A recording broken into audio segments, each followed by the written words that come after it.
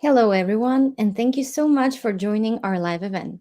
My name is Victoria, and I work for Factorial HR, which is an all in one HR software company offering digital solutions to HR professionals all around the world. Factorial simplifies your processes, improves internal communication within your company, and helps your team grow. Today, we are very excited to have with us Tia Castagno, the founder and CEO of UnlockYourBlock, and a strong female leader helping mid career women make bold career changes. She also works with organizations to create an environment that supports their employees' whole being so that they can achieve their full potential and collaborate with them to achieve gender equity within their business with targeted training and system interventions. During the next hour, she will discuss today's topic: how can HR managers combat the Great Resignation? Please tell us in the chat where you're tuning in from. And hello, Tia, and welcome. You can take over from here. Hi, Victoria. Thank you. It's great to be here, and thanks for the great introduction. I was listening. I was like, "Oh, that's good. Yeah, very good introduction. Thank you." That's exactly what I do and what I love doing.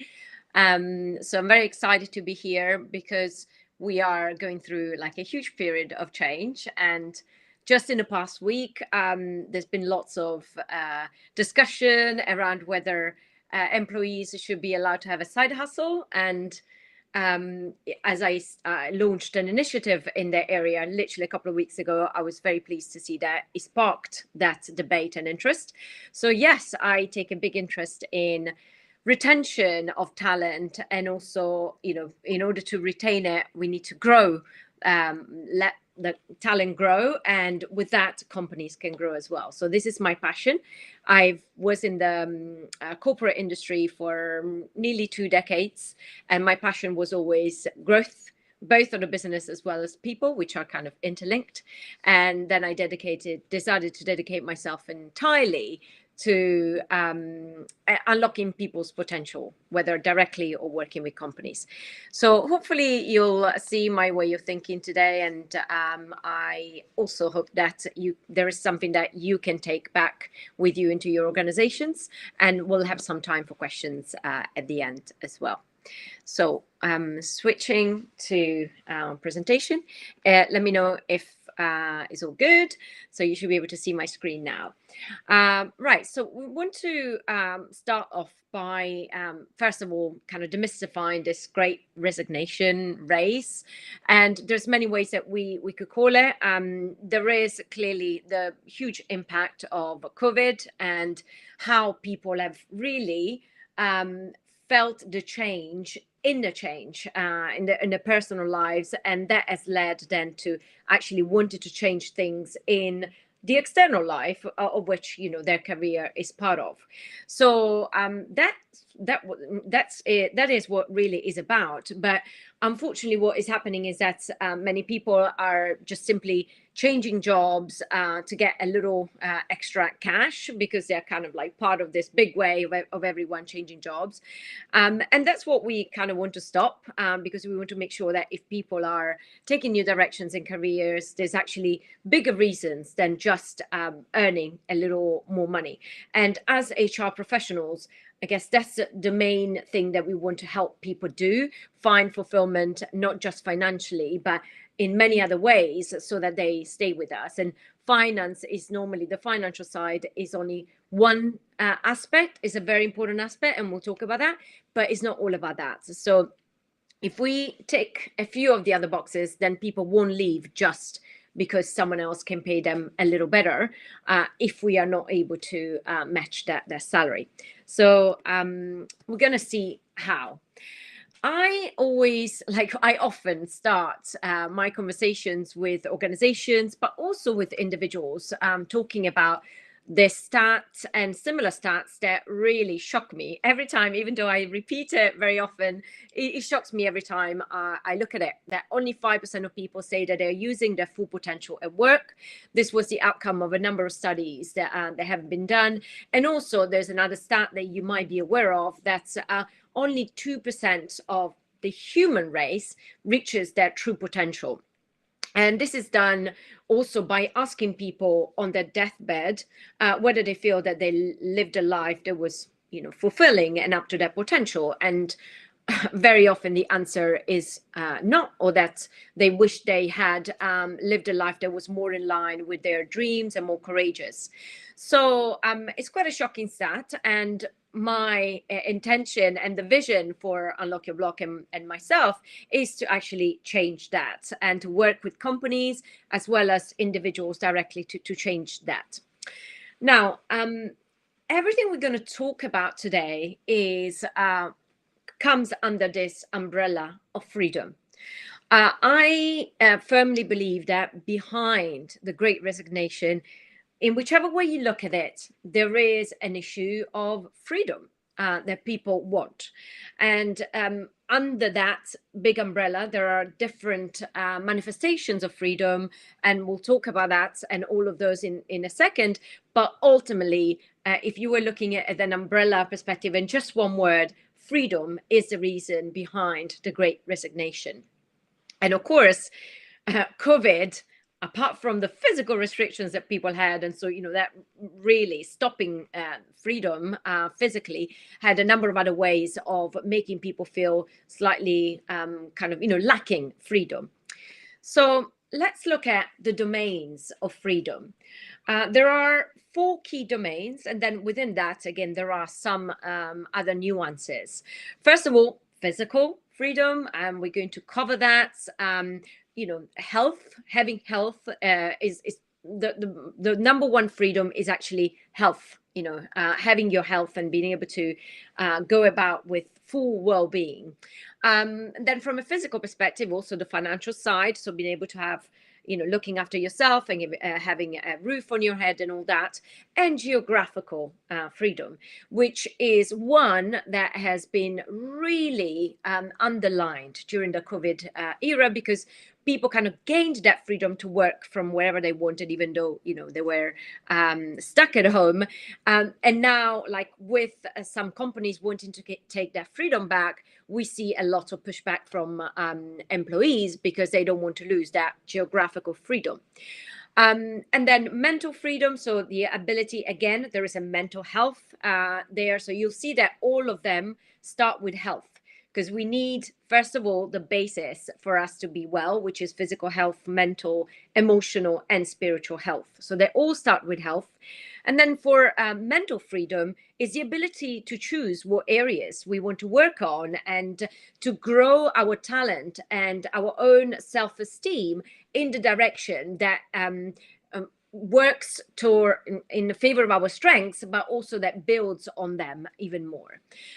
Emotional, that is kind of like really linked to both physical and mental, but having emotional safety, feeling that we have that emotional safety and positive outlook.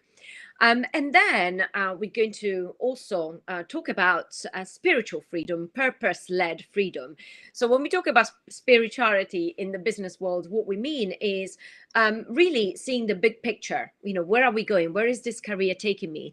And are my values aligned with the values of the company? That is like a key purpose question, which you could call spiritual.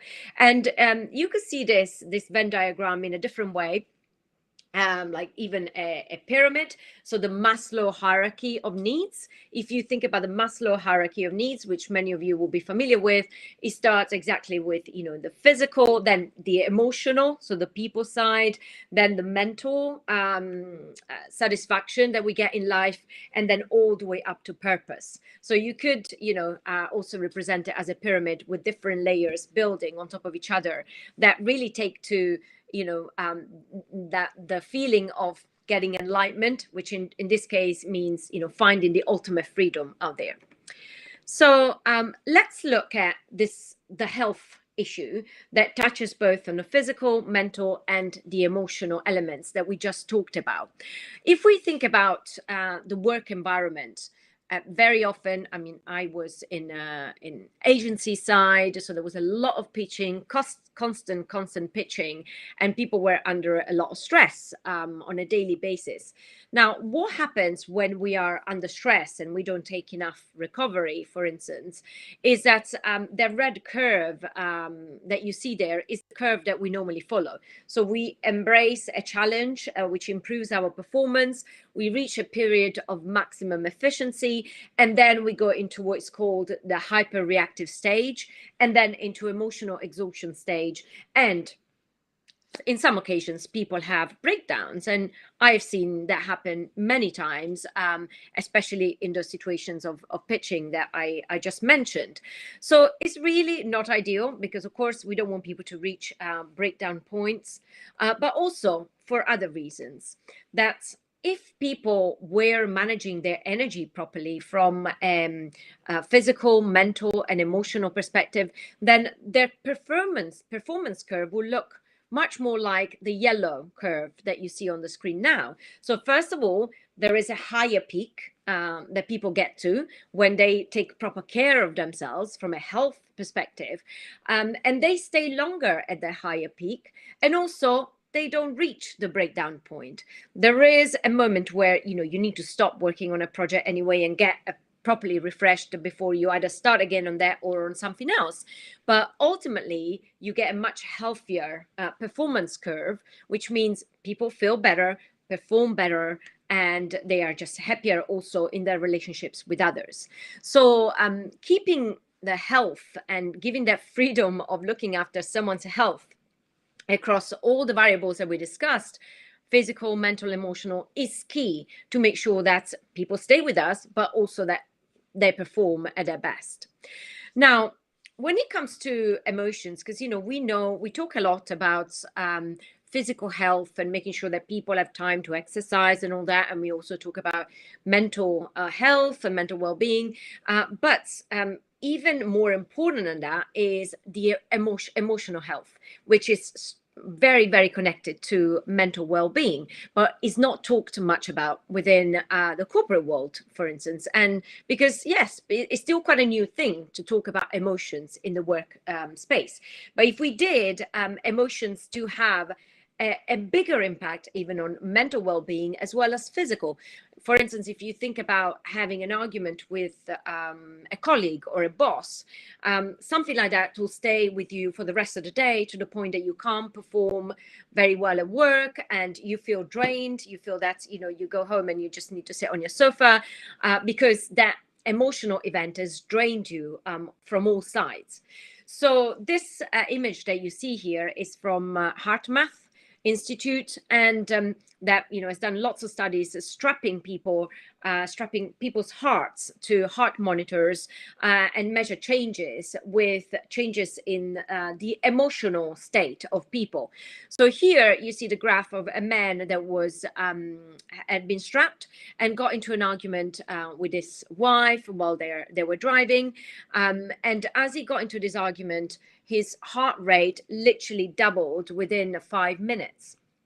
And we can all relate to that, having arguments with partners or with our children or with colleagues and with our bosses.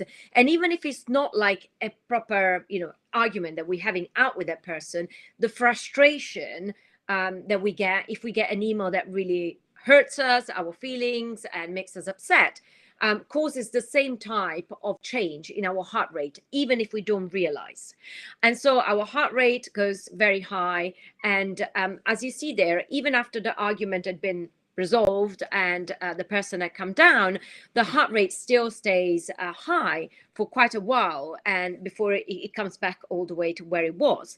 Now, it's not just about the heart rate. When our heart rate is very high, we produce cortisol, and you've probably heard a lot about the stress hormone and cortisol stays in our body for many hours. So even if we have an argument with someone or something that upset us at work at midday, we might still have problems sleeping that night. And so another issue around kind of physical health comes in, which means that we are not going to be able to sleep well. And the next day we're going to be tired, and the cycle, goes on. So where this is, where I'm getting with this is the fact that within the workplace, we don't pay enough attention to how negative emotions impact people and their well-being.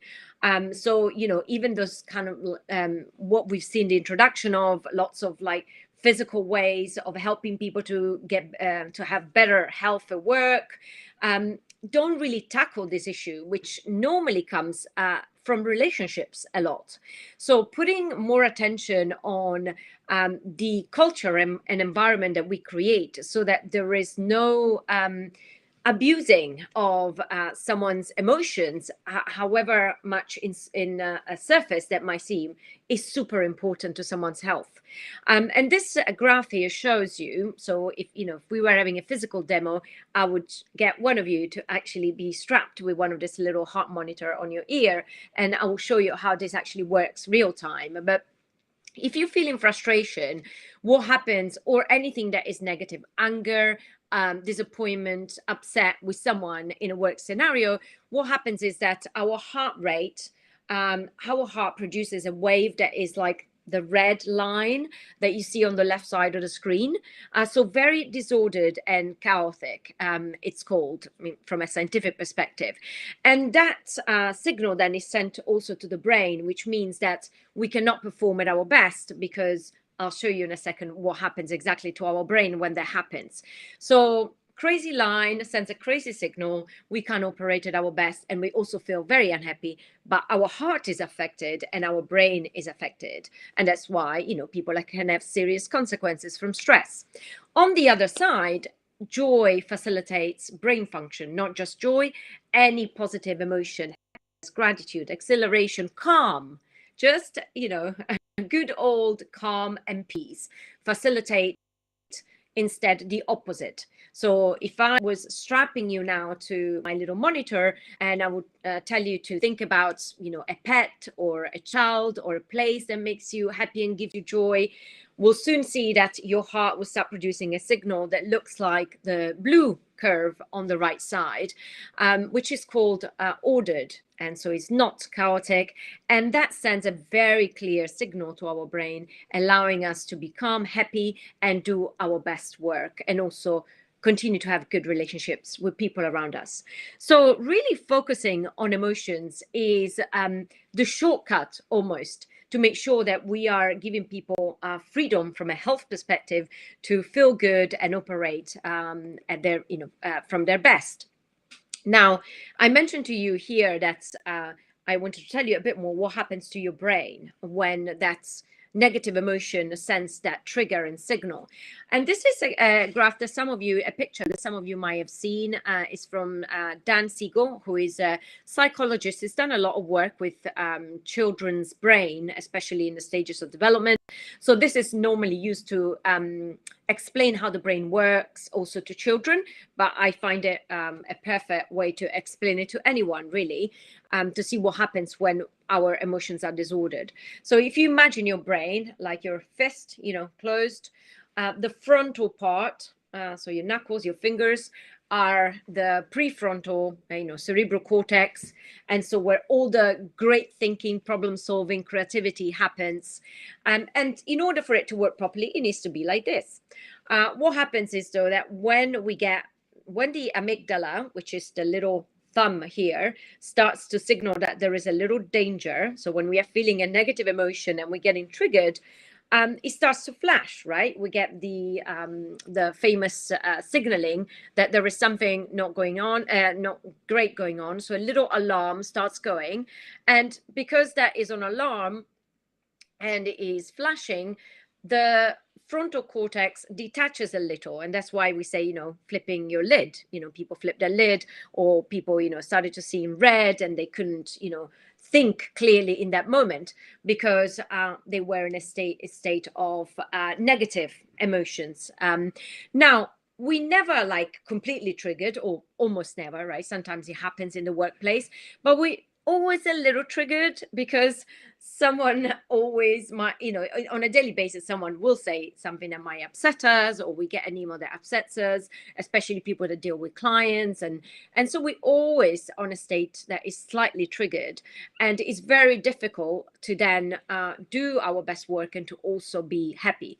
And that trigger comes from this emotional input that we just talked about, feeling that frustration, feeling that anger, and then the alarm system going and us not being able to fully engage our prefrontal cortex and all our good thinking. Now, that is directly connected to the other big F that is still part of freedom, because it's the kind of freedom of really engaging our abilities, doing something that we love. But we could refer to it as fulfillment. This is the other big reason why when I speak to anyone, I'm a career coach for women. And when I speak to women, one of the key reasons, of course, that the flexibility and everything we're going to talk about even more.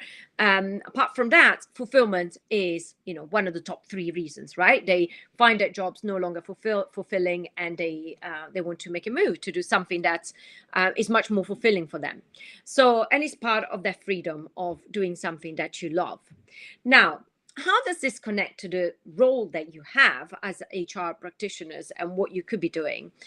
There is this, the thinking that we do on a daily basis. So we focus a lot on thought on this. And I love this quote that says, whether you think you can or you think you can't, you are right. So as we know, there is a big, and I don't like using the word like the imposter syndrome. I don't like the word syndrome because it's been kind of like, it's a little too medical. But, the judging that we do on a daily basis is ongoing. It's one of the biggest issues that holds people back, women especially, but also men, claim. And I don't feel that anything has been done in the workplace to address this. Maybe every so often, and it would be great if you can put in the chat if you actually have done something directly to help with people feeling like imposters and this side of things. But it's a key element why people maybe even decide to leave careers or to move to something easier or whatever, or because they feel like an imposter all their career and they don't want to continue doing that. And this, is the best quote that I can think of around this subject, that whether people think or not, they are right, because what we think is a self-fulfilling prophecy. And so the more we help people have a positive idea of who they are and how they can build their skill set, the better they can mirror that and really see that, and then find ways of, be fulfilled in the space that they're in already. And so how do we do that? Now, if we take a step back, in the workplace, when I was in corporate, and I still see that in everywhere, is that we assume that the notion of talent is quite fixed, right? So and because of that, we tend to put people in boxes. So this person is good at this person is good at that, and we keep them in those boxes. And job titles very often are it really emphasize that notion as well. Like, you give a job title and that almost becomes a cage for someone, because within their job title, this is what you can do, and your talent, was fixed and given to you at birth. But really, that is not true. And thankfully, these days, there's enough science out there and many discoveries and studies that have been done that tell us a very different story. So there are some elements that are written in our DNA. And recently I did one of those, DNA tests that tells you a billion things about your propensity. And first of all, it's only a propensity that your DNA tells you. But there are, some elements in there, like, for instance, risk taking, also happiness levels, propensity for success, and brain chemistry, for instance, which is quite different between men and women and from one person to another. So there are some elements that are encoded in our DNA, but more than half is not. And also, even when it is, now we have proof that by doing certain actions repeatedly, we can even change and rewire our makeup from birth and change the things about us that we want to change. So not the color of our eyes, of course, that is like, although you probably can, but you have to do you have to go through a very different process than just working on your rewiring. So the point here is that we can biohack ourselves into whatever we want to be by doing things in a certain way and by building habits that will help us biohack ourselves and rewire ourselves.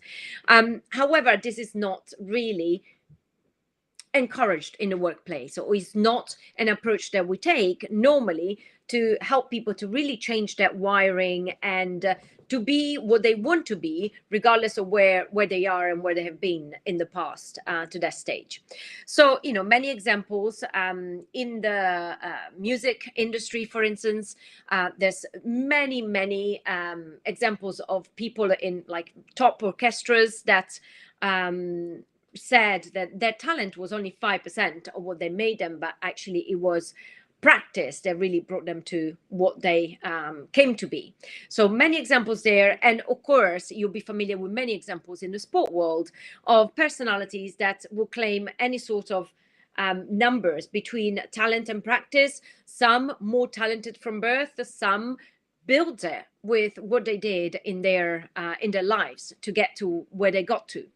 So what that tells us is that, we can build, if we think about an athlete, is easier maybe to understand that concept, because we know that if you want to build muscle, you train your body and you can build it in a certain way. And so we can understand that even if you are not a born athlete, you can become one day, because physically we can get our head around it. But actually that applies to everything else. So why would it not be true for any mental like skill, like any creativity or problem solving? Why would it not apply to that too? It's the same principle of muscle building. And so we not only can build any muscle in our brain and help people do that in the workplace, but also rewire existing tendencies. So if someone is a very logical person, but perhaps would love to embrace more the creative world, there are ways for them to train that brain to become much more, to exercise their creativity much more, which was there properly from the start since they were a child, but it's not been exercised. So they've lost that muscle with time, but they can get it back. And that's where our role comes in as educators, as HR people, to really hold this vision of talent, that they can be whoever they want to be, they can achieve whatever they want to achieve by doing the work, which means exercising that specific muscle that will get them there. But we know that, the human brain is constantly going through rumination, overthinking, and judging. And probably, yourself in this room feel like this a lot of the time, every day. You normally deal with very senior people in the company. As an HR person, there's lots of stress, and there's a lot of overthinking, judging, rumination that goes on. And if you are feeling some of this, you can also put in the chat like what situations trigger you most. So from a rumination, overthinking, judging perspective, is it big meetings? Is it conversations with senior people in the business? So our brain, because of where we come from, historically, is much more prone to negative thinking than it is to positive thinking. Is there a ratio of 5-2, 5-1, or 5-2, negative thoughts versus positive? So we really need to stop and pay a lot of attention to stop that negative thinking and rewire our tendencies. And of course, we need to do it for ourselves, but also for people that work in our companies. So at any given time, these are little kind of drawings of the main sabotaging tendencies that are that normally we fall for. So there is a controller, hyperachiever, restless, avoider, pleaser, hyper rational, all the ones that I'm sure, if we were going deeper into this, you recognize yourself with one or two of them. And this is what's going on every day in the mind of every person that works in your business, every talent that works there. So it's our job to help them get out of that state and to really see their greatness so that they can really feel supported to be the best that they can be within our own company, and don't feel the need to having to go somewhere else to find something that probably they won't find if they just, jump ship. So, first of all, helping people recognize what the sabotaging tendencies are. And there are a number of ways, to do that. And we don't have time to cover that in particular, but really helping, being a mirror for people to help them see what their sabotaging tendencies are. And then build the strength that is behind that saboteur. So, normally, if you are a controller, it means that, power is your strength, and by you exercising it in the wrong way. And so how do we then build the strength side of that and make sure that people can perform better by really focusing on the strength behind a saboteur? And then positive reinforcement, really constantly focusing on the strength of the person rather than, areas of improvement or why something wasn't done. I know many leaders and bosses that still today lead by going through the list of things that weren't done well rather than with what someone did well. And so really positive reinforcement, of course, aimed then at addressing all areas that need to be addressed, but leading with positive and everyday language that we use in the business. So, for instance, and this goes back to how we operate with children as well. Like, I never heard when someone says in a business, in a meeting, someone says, I can't do that. I've never heard anyone stopping and correcting that person to say, you can't do it yet. But, is that something that you would like to do? Would you like to learn that? Like, we just take those kind of affirmations at face level without actually trying to encourage that person to develop a skill that maybe you don't have yet. And this happens a lot with women, of course, so especially when they return from maternity leave, they've lost lots of confidence, and there's a lot of kind of negative language that goes on. And I don't know if there is anyone from the tech world, for instance, we know that it's extremely difficult to retain women after a certain age because they just kind of slowly lose confidence, and they can keep up with the language, with the pace, with and they lose that confidence and they decide to go somewhere else, and either like a smaller businesses or completely change that path. And so having an everyday language which is much more encouraging and loving, and that really helps build people confidence, is essential as part of this remedies.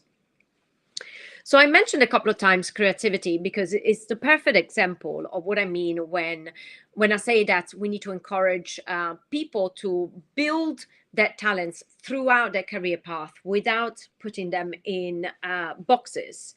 So when you ask, if we had 100 employees in a room and you asked, are you creative? Do you consider yourself creative? We would have literally the room split in two. On one side, we get everyone that feels, yes, I can, I've always been creative, I've been artistic, and will claim that. And then we get the other half that runs away from it. And they actually are super scared even of the thought of having to showcase any creativity. And perhaps you can have felt in the same way in some situations in your career or personal life. So it's quite divisive. And instead of letting people just split in that way and confirming that that's how it is, we need to be able to provide the opportunity to actually build on talents even when people feel that they don't have them or that they have lost them, because actually creativity is innate in all of us. When we were born, only the creative side of our brain was working. Until then, logic starts to develop, and then between 7 and 14, many of us have switched completely to the other side and don't really use creativity, both because of the impact of upbringing, school, education, society. We stop using the creative part of our brain, but it was there at start, And even if it wasn't, it can always be built on. As we said, we can create something new, and we can rewire as well what's existing. And so this applies to everything. Creativity is just an example. The brain is malleable. And the more as HR professionals, we embrace that concept for ourselves, but also for the talent that we have in front of us, the more we'll see people grow and stay, because then they can get excited about someone else getting excited about their own potential and growth, and the opportunity for them to change into and grow into someone that they dream of, but they didn't think that they could get there. And so that will mean stepping up their game and our game, collectively, and to get to this growth that we all want, both at individual level. So when we talked about potential at the beginning, when I started with that stat, but if more than 5% of people use their full potential at work, and that increases to, I don't know, 10, even 10, then it means that the company as a result is going to grow. And if people feel that they're using their full potential, there is no reason for them to leave, because that is really what we ultimately want, right? To reach our full potential where we are in life. So that is, we covered health, the freedom that comes from health. We covered this concept of fulfillment. And I want to touch now on having fun and allowing people to get in a state of flow. And this is not very long session, but section. So what I mean by fun and flow is that we need to give people the space to breathe, right? In order for people to get in a state of flow, there are certain conditions that need to come into play. And we're going to see that in a minute, the two variables that are key for people to get in a state of flow. But very often, I see that some employers, like a company level, this is a culture thing, breathe on people's necks, and that does not allow for people to get into flow state and have fun, right? If you've had someone breathing on your neck from a work perspective, you know that it's impossible to operate in a state where you feel you're having fun and you can get into the state of flow. So flow state requires that there is a matching of challenge and skills. If people are underutilized, and we see that, I see that as one of the key reasons why people leave a business. If people are underutilized and so feel unfulfilled, then they get into boredom, and just disengage, and they are not there with you anymore, right? It's just too easy for them. And then on the other end, if the challenge is too hard, like there's too much pressure on people and they don't have the skill yet to manage that challenge and to rise to that challenge, then they live on a constant state of anxiety. The brain that we saw earlier, they live on a constant state of having that lid slightly flipped constantly, which of course is not good for health, is not good for performance, is not good for happiness levels and relationship. So we need to help people find that right balance between the skills and the challenge that we put in front of them, so that they are challenged enough, so they feel fully engaged, they get a level of fulfillment, and at the same time they're utilizing all their skills just a little out of that comfort zone every day, which helps them grow and stay engaged. And so, yes, I hear you say this is difficult to do on a one-by-one level. You need to know people so well, but it doesn't have to be done on first. It needs to be done at cultural level within the company. It needs to be done systematically for you to be able to then just roll it out. And this responsibility should sit with line managers, which are also mentors and coaches. Very often, they are helping people through their careers, not just through their objectives. So with systematic change, then it means that everyone thinks in this way, and helps each other to get in flow state more often for longer periods of time. And I want to, so having touched this on fun and flow state, I then want to loop back on something that we mentioned at the beginning within physical freedom. We talked about geographical freedom and financial freedom. Now, the environment we work in directly impacts our well-being, our happiness, and performance. You probably heard about Feng Shui tradition of the Eastern world, and you probably heard of all the romantic poets that will go somewhere on the Amalfi Coast or wherever to get inspired so that they could write their best work. It was a nice life, yes, but they could choose their surroundings carefully so that they could perform. So why is it now so hard to understand that people don't want to be forced to get back to the office for whatever that is, 4 or 5 days a week in some cases, because they feel like they should have the freedom to choose how they operate best, and it is directly linked to performance, to happiness, and to their well-being. It increases positive emotions. If you are able to work with your little puppy next to you, you're going to feel more positive. It increases resilience to adversity. It also improves problem solving, all by the fact that we create positive emotions and we've seen the impact that positive emotions have on our heart and our brain. So as a result of that, we get an improvement in resilience, problem solving, intuition, and creativity, like for those poets that could go anywhere. And as a result, improved job performance and achievements for the company. So a quote on this that I love: arrange your personal space to support the way you work and live. And as HR professionals, I know that is really hard because I speak to many that very often tell me that the leader of the company thinks differently, that the board thinks differently, and they actually want to fight for giving people the freedom, the geographical freedom, but they're losing, that fight internally. And, it's a fight worth continuing to fight. And, being in this circle definitely help, because I think the more noise we create together about this, the more it is going to help people to stay, to be happy, and to perform better for the company that you're at and that they are at. So money, I cover it at the end, but when I coach women and I speak to women, this is one of the first things I talk about, because they don't. So especially for women in the business, as you've seen, like for a number of debates, it's still very difficult to ask for pay rises.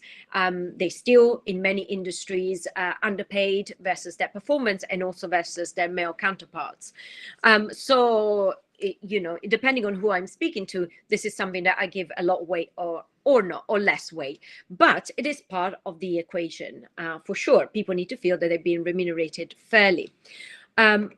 They feel that they need to feel that they need to be remunerated fairly, but not because money is an end to itself. Of course, it helps us have the lifestyle that we want, but it's a means to the lifestyle that we want.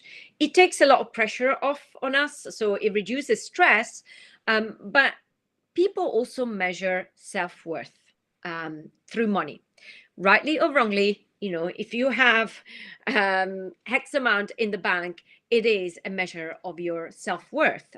For a personal level, people feel that if they're not earning enough, it means it says something about them, and they're not deserving of it. And this is something that is very, very important to keep in mind with females at your company, because normally men are much better at asking for what they deserve and what they feel they deserve, but women are not. So when we don't pay women the right amount, not only is very unfair by all standards, but we need to remember that we are also making a big dent in their confidence.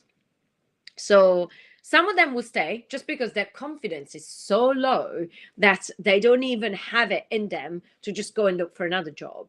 But they're not going to be performing at their best if their confidence is impacted and they're frustrated because they're not getting paid enough money for what they're doing. So ultimately, you might keep them and retain them, but you're not getting what you could be getting out of the person. And the other ones that keep a little bit of confidence will leave. they will try and find something better for them. So this is like really the hygiene factor. Are you paying people what they should be paid? Do you have a transparency on what you pay people? And I put it here because I think that this is just hygiene, and there are other things that are much more important. And I would want to assume that this is taken care of. But if it's not, then remembering that in paying people what they should be paid gives them a feeling that they are in control, increases their self-worth, increases their confidence, increases their loyalty. And as a result of this, of course, the bottom line for you is that they do a better job, a better performance, and a better job, and achieve more, and the company as a result grows. So this is the very last. So we come to like the very last bit, and then we talk about what to do next, and then we'll take questions. So we've talked about physical, so a lot around health that covers all the four quadrants that we talked about at the beginning, and the domains of freedom. So with that, we then talked about a lot about mental freedom and how we grow and we feel fulfilled, and as talent. And then we also talked a lot about the emotional freedom and feeling emotional well-being in order to feel that we are free and to feel happy to stay at a company. The last bit is around this alignment with values. So we very often values at a company are those things that they're on the website. People talk about them in a pitch, when on the annual meeting, but actually they are not. No one checks with each individual. Would you understand from this value set? Do you share it? Like, do you agree with it? Is that what are your values? And understanding values at individual level, and then seeing, okay, where is the kind of crossover that we can really leverage here, so that when people work to these values, they also feel that they are honoring their own values. And the values set doesn't have to be the same. But this exercise is one of the first ones I normally do when I work around kind of improving culture, is alignment of values. First of all, getting people to be clear on what their personal values are and how can they live those values through the company and through the company values, so that there is a crossover there and they don't feel that they are being asked to be who they are not on a daily basis. And then, of course, seeing the big picture, right? We want to be able to see that our work every day is contributing to something greater. And sometimes that happens. There are great leaders that do a great job of explaining what the company is going and what's coming next. But it doesn't always happen. And I would say probably more often than not, it doesn't. And when people miss that big picture, they don't feel that they are aligning with a purpose that is greater than them. And they're just there to earn a paycheck, which is when people then start to disengage, and ultimately a pay rise of a little more will make a jump ship, because they are not committed to a greater purpose and to a greater belief system. And that's why it's so important that we have this in place. And that's where I wanted to kind of, wrap the domains of freedom here. So we have a lot of responsibility, but also the pleasure of 10xing the potential of your talent, the people that work at the companies that you work at, and that will mean retention. So in order to retain staff, we need to go the roundabout way, but the right way, which is to truly look at people as whole being, and remembering this concept of freedom, which is the main driver that makes people leave. Whichever freedom you believe is the one that people follow, and it differs for people. If we really focus on that, on giving people that freedom, health, financial, mental, emotional, then we will get retention from there. And the ending thought is that doing something once, like having a an external speaker come in on International Women's Day instead of having a program that addresses the gender gap throughout the year, is not very helpful. It's not going to, yes, it's nice to be at those talks, but it's really not going to change anything. So the most important thing to remember is it's better to introduce less, but to do it consistently, than to do like just many one-off initiatives that then don't really go and change the systems. And the reason for that is that it's not about one single act. We become what we repeatedly do. So if we start behaving in a certain way and we roll out initiatives that are consistent, ultimately we will reach excellence, because excellence comes through habits, not through one-off actions. So opening up with a question, which is, based on like what you've seen and what you heard, what are the changes that you will introduce? And this is my question to you, if you are motivated to introduce any change on the back of this, and also any other thoughts that you got on what I just run through.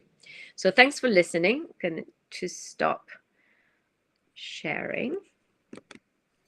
Thank you so much, Tia, for this lovely presentation. I really enjoyed it, especially the part where you're talking about mental health issues like the stress, the anxiety, overthinking, judging, and everything like this, because we had a question about this. Like, they wanted to know if you think that anxiety and overthinking and stress affect the Great Resignation. Do you agree with this, and to which extent, of course? Yes, there was so there was an interesting article, I don't know if you saw it last year, it was on the New York Times. It was called there is a word for that blah feeling, which was languishing, and introduced this concept of languishing as kind of on the route to having a proper mental health issue of that could lead to depression, which absolutely, yes, came from there. So 100% think that behind the Great Resignation, there is a big element of that wanting to put health first, right? And not wanting to take burnout as something that we need to accept, not wanting to languish and feeling like, we're feeling a bit, but we don't even know why, because we've lost that kind of, sense of touch with what's important in life. And it's not the only reason. That is one reason, but people have had a lot of time, not time because they've still been working very hard, but I think the distance from the office combined to a global pandemic has made people reflect a lot. And they've then making a decision of making changes on things that they can control. Yes, I totally agree with you. And we have a similar question to this one. It says, one of my friends experienced a breakdown. How can we help our employees not reach that stage? Yes. So I wish we could have gone deeper on the science behind that, and I will stress that bit because, I had to go quite quickly through it. So when we talk about, that breakdown point, it means basically, we use our energy, we manage our energy on a daily basis. When we get to that point of breakdown, it means that our energy is completely depleted physically, mentally, and emotionally. And in order to, and spiritually, if we're not, linked to the values of the company, and in order to avoid that, it means that we need to replenish constantly our energy. There is no one day that you can go by without looking your energy physically, mentally, and emotionally. And that means at the very basic level, like having to take breaks every 90 minutes. It's part of our natural circle, the cycle of life, that every 90 minutes we should be taking a break. Otherwise, we are overriding humanity. We are overriding nature. And that means that at some point, we're going to see the impact. And, I was saying that I also saw people having breakdowns, and that was very often during pitches, because people were not having breaks, they were not sleeping properly. But it wasn't just a physical thing, it was also the stress of having someone on your neck constantly asking you for work and maybe criticizing the work, because that's the other thing. And that's why I was saying that the way we deal with people's emotions and is super important. The language that we use, the way we give feedback, and how we actually support someone's strengths rather than the weaknesses. Yes, exactly. And just now we received another question on this topic. Hmm. So it says, what do you do when your manager doesn't want to listen and doesn't believe that a mental health break is important? Yes, well, I think this manager probably should not be in the place they're in, quite frankly. Um, at the moment, I don't think at the moment people can claim anymore to not believe in it, right? It's a topic that has been discussed everywhere. So if they don't believe it, I mean, you could show them the scientific proof of it and all the stuff that has been written about it. But to be honest, you shouldn't be in a position to have to do that. And if they don't accept it, it means it really they shouldn't be a line manager these days.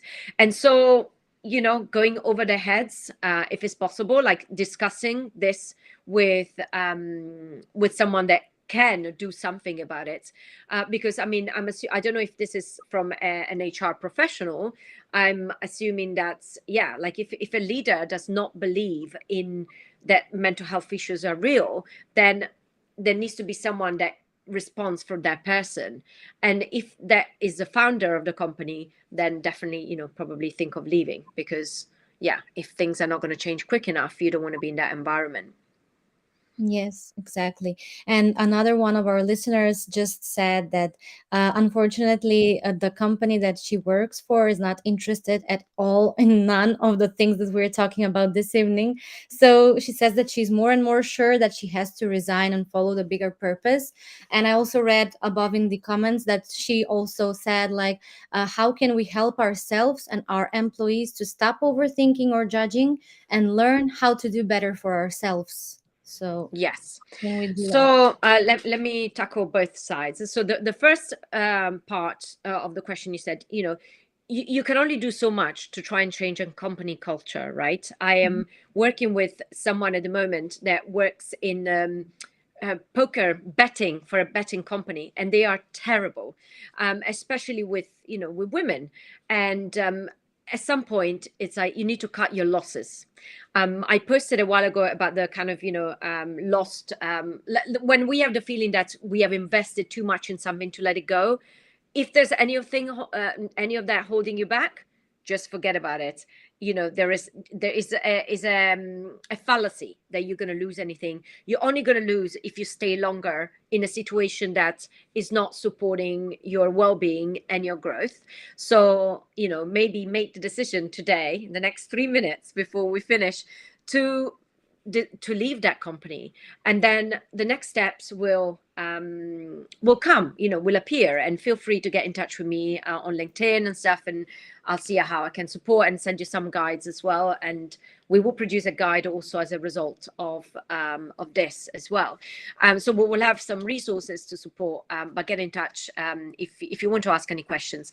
On the other thing, like, we can of course, we do our best to change the system and to change companies. But as many great leaders in the world, like Gandhi, have said, don't try and change the world, change yourself first.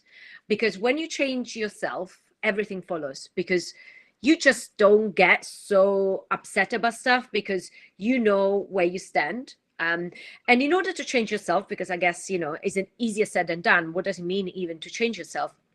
You need to make a practice every day, a habit every day, spending time looking after your physical, mental, and emotional well-being.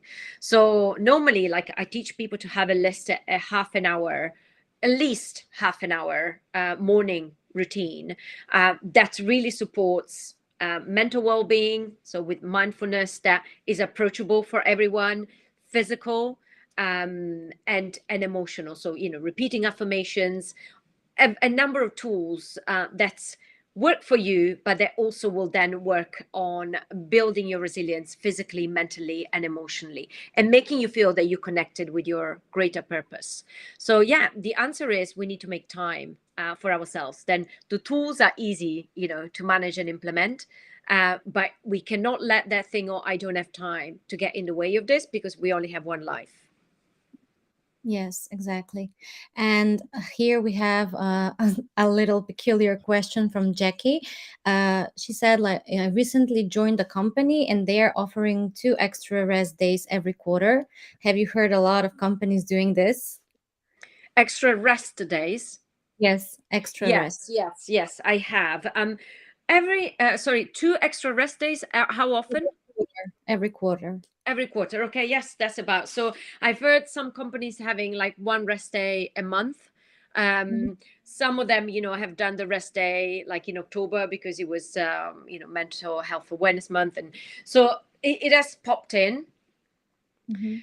It helps, but the problem, it goes back to what I was saying earlier, that you can't do one thing every quarter. Like, it's if people had enough rest as they work, they probably wouldn't even need that extra rest day. Of course, it's nice. Yeah, you can go for a massage. Like, don't say no to that ever. Take it. But it's about how you structure the workplace. I would be more impressed if you said, for instance, that the company has put in place 25 minutes or 55-minute meetings instead of 30 minutes and 1 hour, so that people can have a break from the screen, get up, walk around, do some mental fitness exercises for 2 minutes. That would impress me, because that is systematic and it happens every day, every hour of the day. Then the rest day is a nice thing to have in addition as part of that, but there are other things that also need to support that. Yes, exactly my point. And another question, we will have to wrap this up. The final question is, do you think it's fair if my company offers a pay decrease for going 100% remote? They said it's more flexible, therefore I should get paid less. No, one answer. No. Why? Like, what is, so it's more flexible, so you should pay for flexibility. So if you see it in monetary terms, you are paying for flexibility. Now, what happens is, if you say, like, if you say, basically, when, yes, okay, I'll get paid less, and I pay for that flexibility, so for the additional flexibility, you're going to be resentful, because you're going to have something that you were having anyway during COVID. Now you don't have anymore. It's taken away from you. Your salary is reduced if you want to keep it, and you will be frustrated. You feel frustrated with it, and so eventually it won't measure up, because you'll be frustrated that you lost part of your salary. And I saw Jackie is saying that she loves the company, and Yeah. it's great that they're very fair. I think it's good that they started with rest days, but I think in the bigger scheme of things, if they can start bringing their mentality also into day to day, then it will really make it even better.